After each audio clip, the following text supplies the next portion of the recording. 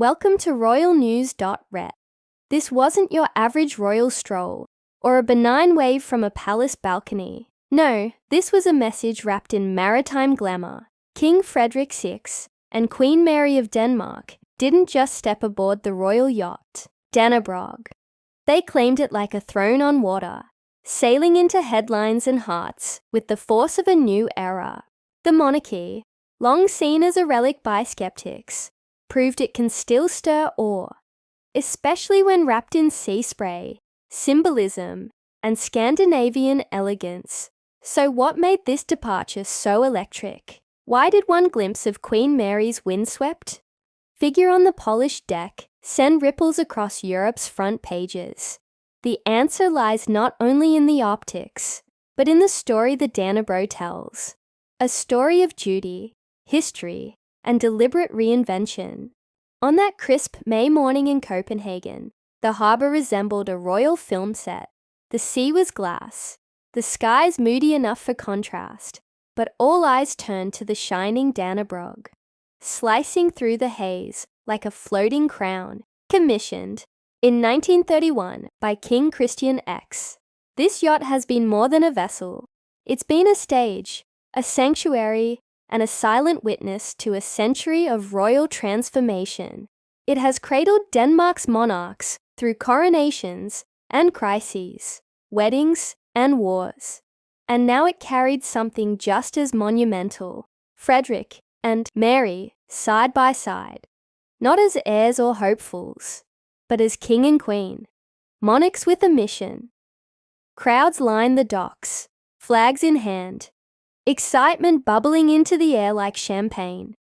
Phones rose, chatter fell, and there they were, Frederik, stately in a navy blazer, eyes steady, Mary, the Tasmanian-born queen, in an ivory coat dress that whispered authority. They didn't just board a ship, they stepped into a legacy, gripping hands like co-captains of Denmark's future. To understand the magnitude, you must understand the Dannebrog. It's not a showboat. It's Denmark's most dignified mobile diplomacy unit, a floating fortress of soft power, where royal summer cruises double as unspoken state visits. For Queen Margrethe II, it was both a getaway and a diplomatic weapon. And now, with her abdication and the crown passed on, the yacht sails into a new chapter, one inked by Frederik's discipline and Mary's quiet might. Even its name is heavy with history.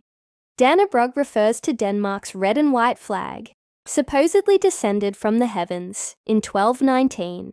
Every polished beam, every weathered rope, echoes centuries of resilience and regality. This voyage wasn't routine. It was a royal manifesto on the move. And let's not kid ourselves. This timing wasn't accidental. With monarchies under scrutiny across Europe, this moment was engineered to spark reverence.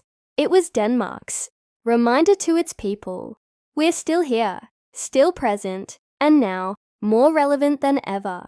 Royal analysts were quick to note how the optics of unity, composure, and continuity were rolled out like velvet. It also offered the world a preview of Frederik's reign, not just ceremonial, but purposeful. A king with naval grit, who trades Palace Polish for ocean salt. And Queen Mary, she's no longer the foreign outsider. She's the poised power beside the throne, echoing Queen Margrethe's strength with a modern diplomatic twist. This isn't the Dannebrog's first starring role. In the 1960s, Queen Ingrid and King Frederik IX used it to bridge Copenhagen and Greenland. In 2004, a young Frederik and Mary cruised its decks on their honeymoon tour, quietly foreshadowing today's spectacle. The message then, as now, this ship doesn't just travel, it connects. And this 2025 voyage, it's more than ceremonial, it's strategic, visceral. From Aarhus to Aalborg, citizens aren't just seeing their monarchs on screens. They're watching them dock, disembark, and engage. Denmark's tabloids exploded with coverage. social media buzzed with clips of the couple waving against sea spray. Commentators praised Mary's poised strength, Frederik's measured calm. It reminded many of Margrethe's early years, a reign that married tradition with hope. Beyond Denmark, Sweden's press tipped their hats to the Danes. In Britain, nostalgia flared for the retired Royal Yacht Britannia, prompting murmurs about whether King Charles should reconsider his own maritime presence. And in Australia, headlines radiated pride. From Hobart to Her Majesty, Queen Mary sails into legacy. Behind the beauty lies a bold itinerary. Sources confirm stops in Greenland and the Faroe Islands, places often distant from palace pomp. There, they'll spotlight climate change, Indigenous rights, and national unity. This isn't royalty on parade. It's royalty on purpose. Unconfirmed palace reports hint that Mary may also undertake solo engagements, addressing women's health, youth, mental well-being, and leadership. She's turning the yacht into a platform, not just a prop. Greenland's melting shores, youth suicide rates, and cultural preservation all are expected to feature in Mary's private talks and public moments. The Queen is showing up, not just dressing up. And the symbolism? It doesn't end at the gangway. The Dannebrog itself, sleek but humble, mirrors Denmark's own monarchy. Modern, mobile, meaningful. Where Britain's Britannia is docked in history, Denmark's yacht is still cutting waves. It goes to the people. It doesn't wait for them to come to court. Inside, it's not gaudy grandeur, but lived-in luxury. Think polished wood, brass lanterns, intimate nooks. A floating home, not a glittering showroom. Frederik and Mary are continuing that ethos. Modest, mission-driven, and unmistakably royal. Reports hint that this summer's tour may turn the Dannebrog into a literal floating embassy. Think private lunches with ambassadors, climate scientists, briefing the royals mid-voyage, and cultural leaders joining onboard salons. It's the kind of subtle influence Queen Margrethe mastered. Now Frederik and Mary are wielding it with their own flavour. And yes, fashion diplomacy had its moment.